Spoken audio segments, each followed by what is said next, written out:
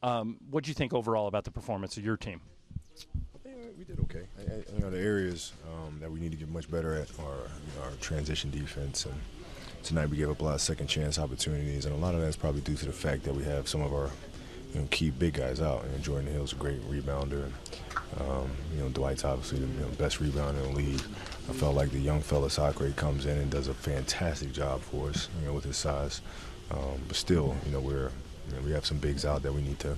You and I have talked a lot, and I know you really don't care too much about wins and losses in the preseason, but you are competitive, and Mike just told us outside that he's going to coach Sunday's game differently. You guys are going to be in there at the end of the game. He's going to challenge you guys to win the game, and you might get Dwight back.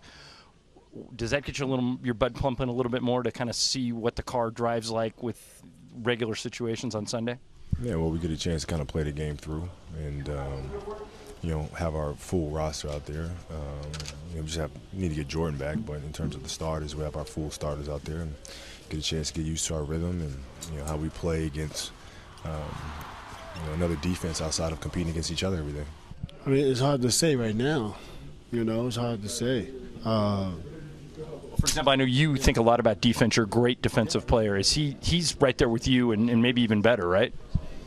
Well, would you ever admit to me that someone else is a better defensive player than you? That's kind of hard.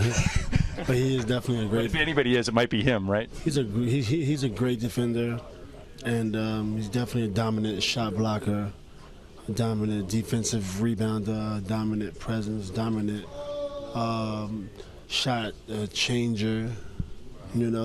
That's really, really special. What did you notice right away when Dwight's out there in terms of what type of a difference a guy like that makes?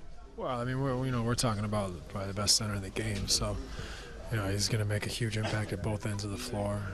His athleticism, size, strength, ability to control the paint at both ends is phenomenal. So he's going to make a big difference, and I think we've catered or we've planned to build the offense.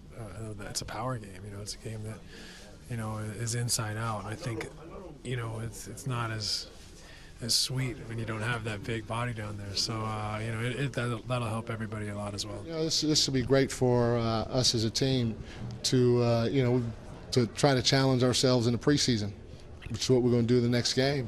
So we'll play our starters to start the game, and they'll play their normal minutes, and we'll have a backup group.